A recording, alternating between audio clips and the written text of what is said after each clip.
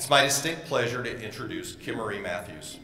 Kimarie is the Vice President for Social Web at Wells Fargo's Digital Channels Group.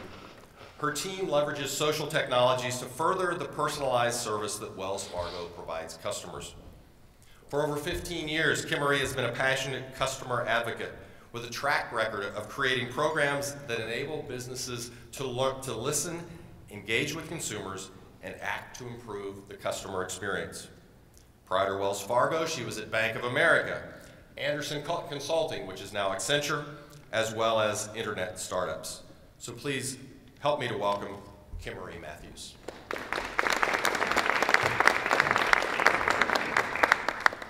I think I have a clicker. There's one on the... Oh, thank you.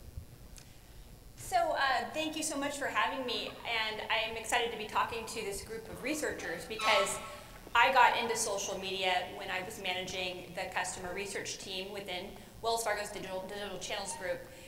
We were at the time doing lots of surveys. I had a Voice of the Customer program. I was getting hundreds, thousands of customer comments, weekly, daily. And I was really frustrated by all of the time and effort that these customers were putting into writing very thoughtful feedback, questions, comments. And we, in a research world, you don't talk to your customers. I mean, you do maybe in a focus group setting, but in these big quantitative research studies, you're not going to go spend the time to go talk to the customers. And yet, they were basically begging us to. So at that time, social media was kind of coming of age, and I thought, well, wouldn't this be great? We could start a Twitter channel and start to hear what these customers are saying and talk back to them. And then that's kind of what took me on this path of developing out the social care program at Wells Fargo. So I'm excited to share this journey with you and where we are, and I hope that it will give you some insight into what your clients are facing as they're building social businesses. So with that, we will see. So one of the fun things about working for Wells Fargo is it's been around for 160 years, and we can go look at our history museum and see really how the business has grown with the technology innovations of the 20th century. So we started off with a stagecoach, and we were moving money across the country on horses. But very quickly, this technology became outdated, really only after 5 or so years. And then we moved on to the transcontinental railroad.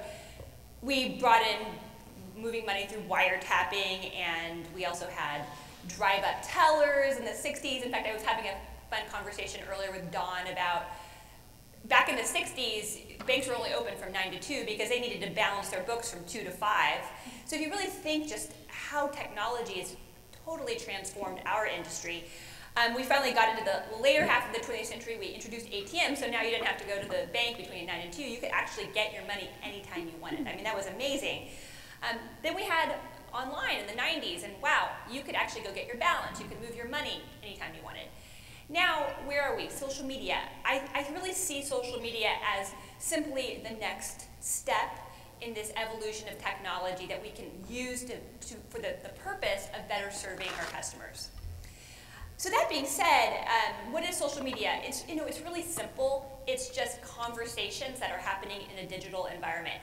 I happen to like this very simple definition because our business and many businesses that you're supporting, we are all about relationships. Relationships are conversations. We used to have them on the phone or in the store type environments, retail environments, but now we can actually have these conversations in a digital environment. And for some reason, these conversations are fulfilling. In some cases, more fulfilling than a telephone conversation. People are getting married who meet online. I mean, there's something real and connective about these digital conversations. But then how to think about how it fits into your business. I mean, is this a channel? Are we going to start a social media channel that's different than the phone or the stores? In some cases, yes, but in other respects, it touches all channels. If you're in a retail environment, social media can be there. You can be tweeting while you're in a store looking for the best price. It can connect into, obviously, the digital channels. I mean, it doesn't stand alone from the other channels. So it also changes how customers are seeking information. They look to other consumers for making purchase decisions. They are using email less and social more. And also, also, it's not about age or demographic. Younger consumers, sure they're using social media, but older ones are too. In fact, the older a consumer is, the more likely they are to expect a business to respond to them. So what does this mean to businesses today? A lot of times when businesses are thinking about social media, they're thinking about, I'm going to get out and advertise, I'm going to market. But I'm actually saying that customer service is the primary use case for social media. This is what consumers are looking for from the businesses. According to Nielsen and McKinsey in a recent study, nearly half of social media users are using it to seek support and service from a business. Customers are expecting companies to respond to them in social media. They are, and they're also, their brand favorability is being influenced by their experiences with businesses and social media. So if you're talking to your clients about social media and what they're thinking about is viral campaigns, trying to get people to talk about them, all of those things are important, but I think if you start with what the customers are looking for from the business, it is the business being reactive, the business being listening, the business serving their needs in social media. And so that's really what I've tried to use to build our social care program. So let me tell you a little bit about Wells Fargo in social media. We started in 2004 with blogging, and in that case we were really trying to connect to our customers, getting some messages out, talking about our history and whatnot. We then started a YouTube channel. We got our Facebook going. It was a brand-focused page, but it was really with Twitter when we started our Ask Wells Fargo channel in 2009 that we were focused on listening and engaging and supporting our customers. Since then, we've brought some of that engagement, that customer support into our Facebook channel. We've also, this past year, launched a community, wellsfargocommunity.com, which is focused on peer-to-peers talking to each other, sharing information, and also bringing Wells Fargo subject matter expert advice and guidance into those conversations. So we've also thought a lot in the last few years about how social fits into our business overall. Social media isn't something that you can have a separate department that isn't connected to the rest of the business.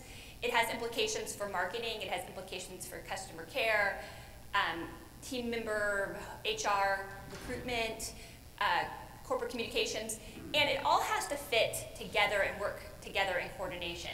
In the old days, we could have marketing messages that were going out that weren't really thinking about what the latest problem customers were having.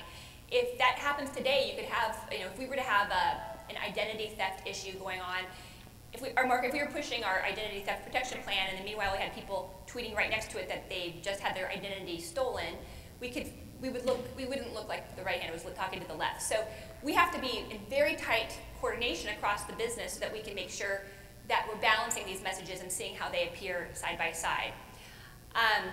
And so we've been working very hard to do that, and I can talk a little bit about organizational structures if you're interested. In terms of developing out social customer care, what does this mean? We've developed some guiding principles that I think are interesting and show how they connect into our traditional customer service channels. The first is that we want to be able to acknowledge all customers. So if a customer mentions Wells Fargo, whether they're doing that in our digital properties or they're doing that in an off-property place like a Twitter or Facebook or perhaps other platforms, we want to be able to hear all of that and acknowledge the customers that mention us. Of course, we also want to do more than just acknowledge, but at the very minimum, that's our guiding principle. We also want to have appropriately fast SLAs. So we know that customers are expecting us to respond very quickly. We want to understand what those customer expectations are, and also how do they differ on Twitter versus Facebook. So you could argue that the expectation is a faster response on Twitter. Yes?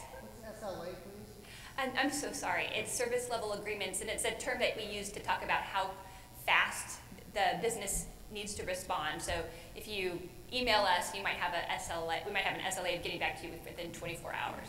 So the point really just being that it's much quicker in social media. And not only is it quicker, there's also more risk for us, because if this is something we're saying very publicly, if you say the wrong thing to a customer who emails you or on the phone, it's not good, but really only that customer is going to have that experience. Now in social media, when we speak, the bankers that we put in social media are being quoted in the Wall Street Journal. So this is something that obviously has major implications for our brand. And as a result, we want to promote quality over speed. We're all very eager to be kind of discoursing very quickly with our customers on social media, but we also need to make sure we're saying the right thing and we have the right controls in place so that the content that's being shared is appropriate. We also need to protect our customers' privacy. As our customers, and as many of you know, they don't always understand the implications of their activities in social media and the risk that it can bring to them. There's all kinds of identity fraud going out there. In fact, if you make over $100,000, you're exponentially more likely in LinkedIn to try to network in with somebody who is trying to steal your identity. And there's so much information that's out there about our customers. So when we engage with them, we want to make sure that we're not inviting them to share information that could be used against them. And just in general, risk management is a major priority for us when we engage with customers. So I think that the big point here is that the face of customer service is going to be changed by social media. Social media, social customer care doesn't necessarily look like customer service in traditional channels. It broadens the scope of the things we can talk about with customers. It used to be that when customers come to a business, they have a very specific need. I have a question, the business responds with information or a resolution, it's over, the customer goes away. Now we can talk about a lot more. We can talk about their feelings, or we can talk about service issues that they just never would have bothered to call us about because either they didn't think we could do anything about it, or they just didn't want to take the time to do it. I'll show you some examples of that. It also provides, of course, new touch points for service. The customers don't have to come to us. It used to be that we had to wait for them to pick up the telephone or walk into the store. Now we can kind of listen and be listening for them and kind of almost opening up the door of our stores and walking outside into these social sidewalks to dialogue and converse with customers. It also has the benefit of one-to-many service interactions. In the past, a customer would call us and we would answer their question, and only that customer would hear the answer. Now we can answer that question in social media, and it can be out there for all time for many other customers to come and benefit from the answer of. And also, finally, something that's core to my heart is peer-to-peer service interactions. And there are things people want to get from a company like Wells Fargo. They also want to get information from other people. It's sort of the difference between an unbiased and expert opinions. People want both. They know that the other consumer, or maybe it's not just a consumer, it's somebody that has some level of expertise. They know that they're not trying to sell to them. There's a certain level of trust of things that they can get from another peer or another consumer. Versus Wells Fargo, they know we're trying to sell them, but they also really trust what we have to say to them. So bringing that together, peer-to-peer interactions, if we offer the ability for customers to connect, we might be able to help them get a broader set of information than they would have been able to seek from Wells Fargo alone. So let me talk a little bit about what we do when we interact with customers in social media. Just to start, we offer help. When we hear people mention us, we go out and we say, what can we do? We answer questions for them. We actually answer questions in social media, questions that are appropriate to be answered in a public forum. We thank customers. We get customers that are unhappy. We also get a lot of customers that have just walked out of a store or hung up the phone and they've had a great experience and they want to talk about it, and we thank them for positive comments. We handle incident management. When there's a service outage, something goes wrong, customers are talking about it as soon as we know that the problem has happened. We need to be engaging with every single one of those customers so that we can help dispel rumors and get the right, accurate information out there. And we also need to escalate customers to authenticated environments so that they can get their customers' issues resolved. So we do escalation as well to executive offices that support us. So I'm going to give you some examples of what these look like. So in this example, I'll call this the incident management example, we had our ATMs go down. And they were down for the course of a day. We started hearing about it from our customers on Twitter as soon as the servers were showing us the problem occurred. And in this particular case, we would see posts like, Wells Fargo system slow, don't go to the bank. So we would go and respond to every single one of these customers with the information. Yes, we're aware of the problem. Finally, when we knew that the ATMs were back up, we were letting them all know, just wanted you to know the ATMs are back up. And so this is an example of something that there's really nothing positive about your ATMs going down. It's all negative out there on social media. But as a result of us responding to the customers, we were able to get we were able to get a lot of positive comments from it, such as this one, which has said, "Thanks at Wachovia for the update. Very impressed with the speedy after-hours customer service response via social media. Pound cool." You know, these are messages that they're sending to all of their followers, so you can actually look at it as we're able to improve the positive sentiment around our brand in a situation which would be otherwise totally negative. And the next example is offering help. In this case, we see a customer who hasn't had a good experience. In fact, in Twitter, we often see customers that have been failed multiple times through different service channels. So we really get what I call like the biggest, baddest, ugliest customer service issues. And in this case, he says, "My banker failed today. I'm a long-time customer, and now I'm looking for another bank to transfer my account to missing Wachovia." So we reached out to him and said, "Hey, we're sorry for your problem. Can we get you to our executive office?" We transitioned him over to one of our top-tier bankers who was able to solve his problem. And then this guy went back out, and he wrote to all of his followers a positive message about Wells Fargo. And he even, in this case, was a blogger and wrote a blog post, "How Twitter Saved Wells Fargo." And so this is a great example of service failure recovery. We had a great customer who was very unhappy. In the old days before social media, he probably would have gone and complained about Wells Fargo, maybe have left Wells Fargo. We wouldn't have had a chance to recover his business. So, but by being there in social media, we can find a customer like him. We can at least attempt to recover his business. In many cases, we do. And it can have, again, something totally negative that you couldn't imagine good things coming out from a brand standpoint. We have very positive word of mouth that comes out of these experiences.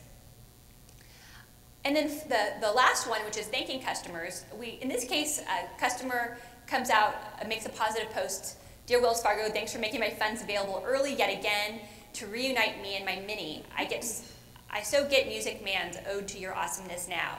You rule." So this is something she just did. She didn't necessarily know that Wells Fargo was listening, so we wrote back and said, "Hey, Kristen, thanks for your mention. We really appreciate you as a customer, et cetera, et cetera."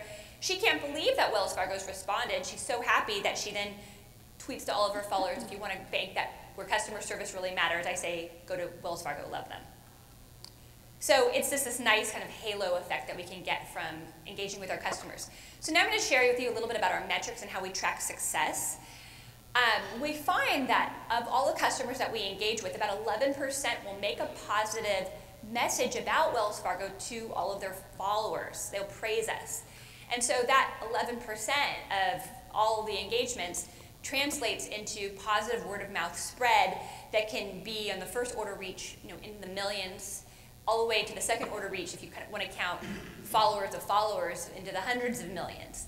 So we feel like, especially if you're going to be looking at tracking advertising and brand impressions and things like that, we think that when customers are making positive brand impressions about us through these messages and they're getting this kind of spread, that's better than we could ever buy. And we can't actually buy this. We also find that we also look at traditional metrics that we would probably look at in a customer service organization, our customer satisfaction. Of course, we can't really track it the same way, but we look at sentiment. We see, how did the sentiments change? If the first message in the engagement was negative, how many of them become positive? And we find that we're able to increase the sentiment by 38% when we engage. And also that 1 in 3 users will make a positive comment about us. It's a little bit different from that 11% metric because this one we count any message that, in any environment. So if it was in a direct message where other users were not able to see that positive message, we're at least still looking and seeing that 1 in 3 of the customers we engage with make some kind of positive affirmation about the interaction with us. We've also just launched our first community, which is at wellsfargocommunity.com. And we've launched it with a focus on student education. So it's really for parents and students who are thinking about paying for college or paying off college. And they can come on and they can ask questions about different forms or how much they're saving, strategies and things like that. And we're intending to broaden this out in the next year to more topics. Topics like buying your first home or retirement or customer service. And we think this is an exciting new form factor for customers who are coming to Wells Fargo to be able to get the answers that they need and get the information that they need to feel confident with their financial decisions. And we have a business case for peer-to-peer servicing that we think is important. We think that it can offload service volumes, and go into that one-to-many type of benefit of social media. We have customers answering questions for each other in this community. Perhaps we can get them to answer questions that are commonly coming into our call centers, and we can put them forth. We think that in some ways you can get better and faster answers through communities.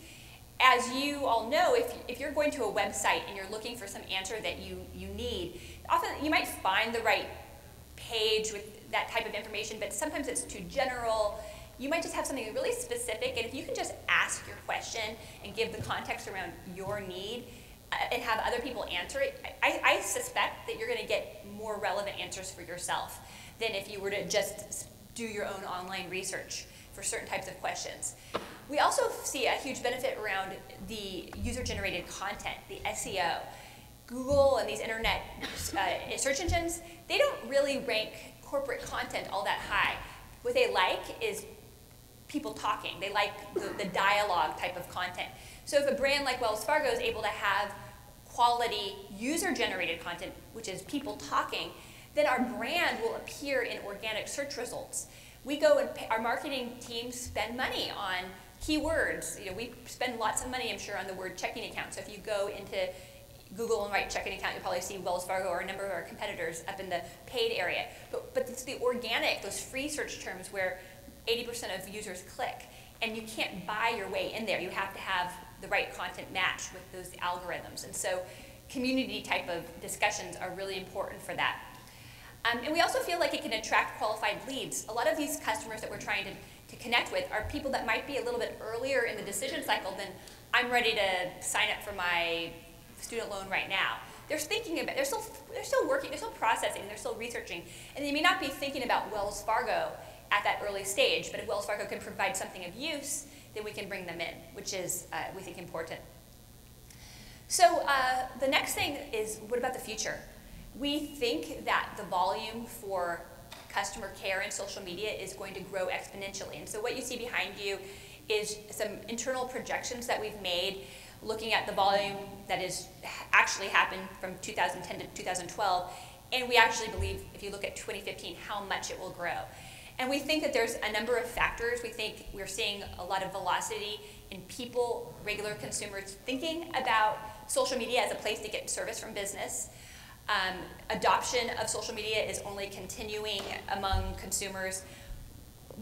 Brands like Wells Fargo, when we establish a formal presence in a social media platform like a Twitter or Facebook or a Quora or a Yelp or a Google, the more of these formal presence that we have, the more we're inviting customers to come and reach out to us there.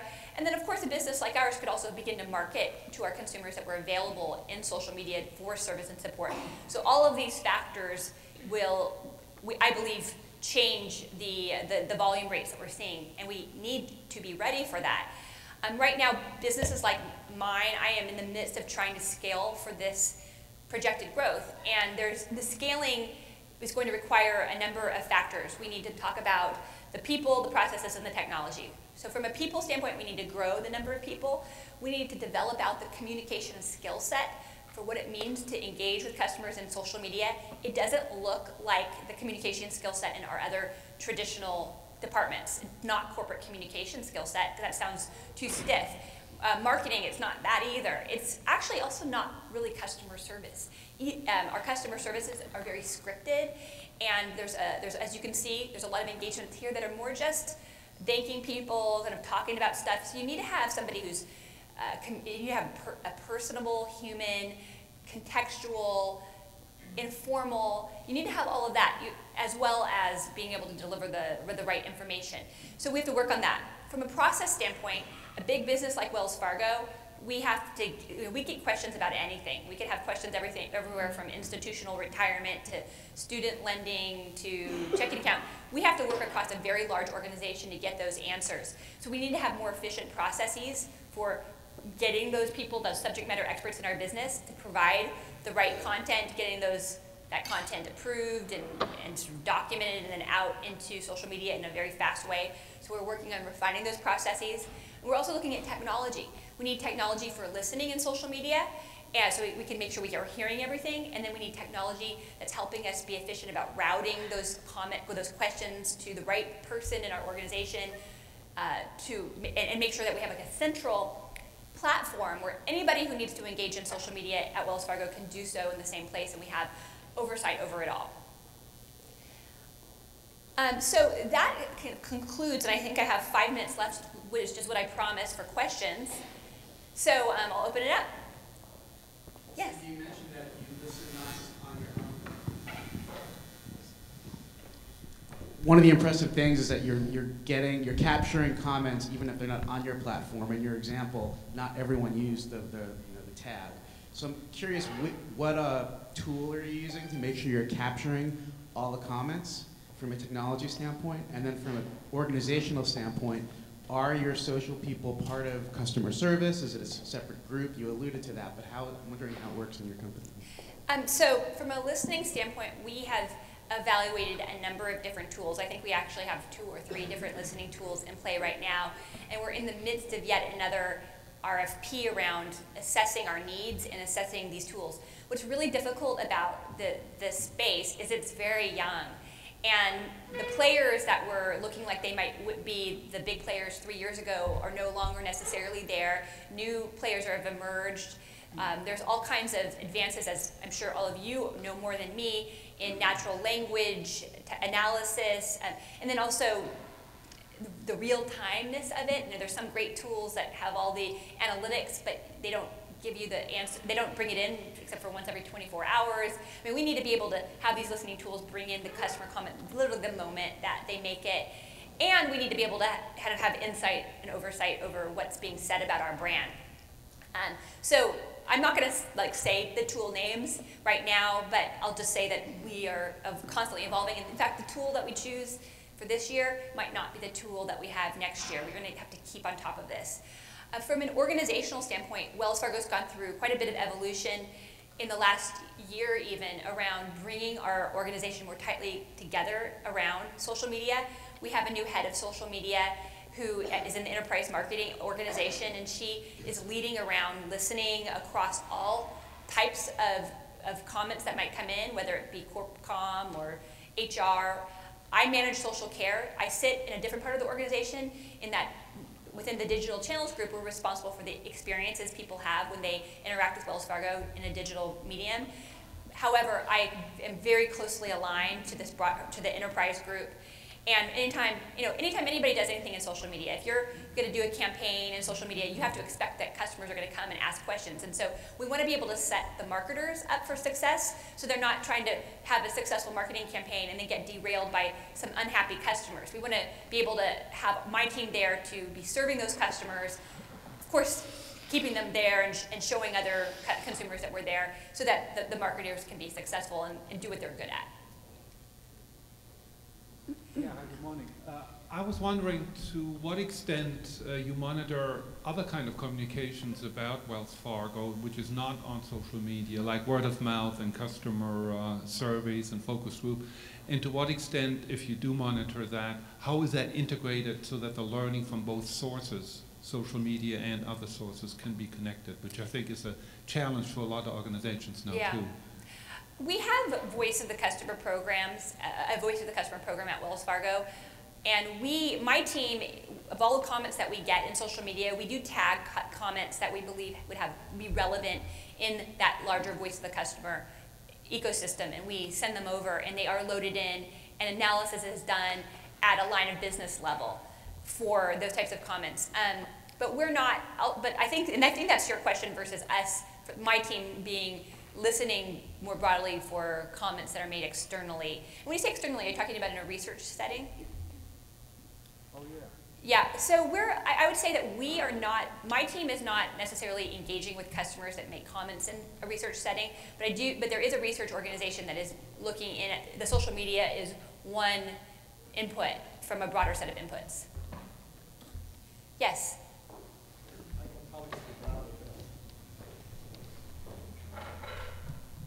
I have 3 questions. So the first is, how many customers are currently on Twitter right now that you're talking to? The second would be, when you think about the future, you look into the crystal ball, and you look at what you're doing with social care, what percentage of customers do you think you realistically can get onto that program? And then the last question is, I'm just curious about how this is being received internally. Do you have people that are still naysayers and that are complaining, or is everybody really rowing in the same direction and buying into the strategy? Okay, so the first question was about how many people are on Twitter now? What percentage of the client base is actually on Twitter? Very small. I mean, Wells Fargo has 20+ million consumers. So if you really look at the number of people that we've engaged with, it's under 100,000 in the last year. However, I think there's a lot of missed opportunities because we don't have the scaling in place right now. There's many opportunities we probably could have engaged with a lot more. That being said, social media is still small today. When I showed you that graph of the growth, you'll still see 2012 compared to where we are. We think in 2015 it's a drop in the bucket compared to our traditional service channels.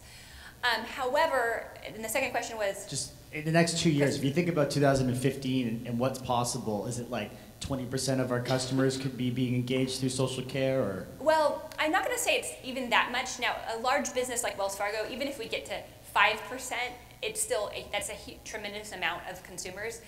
But I think that there's some, like I mentioned that stat about 47% of consumers who use social media have actively sought service from a business. Now, not all of them are going to be seeking it from Wells Fargo, but I do think that we should be ready for a major shift in how customers are thinking about engaging with their businesses. It's just simply faster and easier to do it in social media, and this is a place where they are. That's great. And I think I may be out of time, but I'll let the leaders. I had the last question was just about internally how it's being received. Sorry. So we have done a lot of work in the last year around developing out a strategy for scaling social care, a lot of socialization, and the business is ready to invest and grow. Great. Thank you, Kimarie. You're welcome.